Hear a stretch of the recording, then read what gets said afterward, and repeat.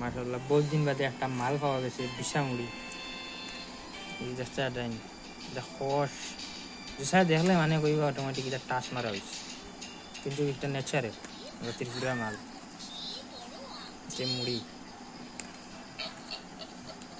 ও চূড়া কেন ইয়া পাঠিয়ে 5 লাখ করে রেট মারি গেছে কেজি একটা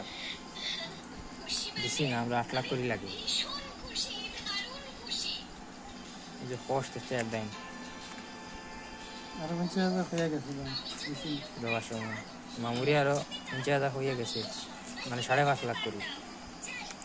এটা মাল পাওয়া যায় না ও মুড়ি একটা ছোট সাইজে সব কষ একদম খালা আর ওই লাগে আমরা মালিক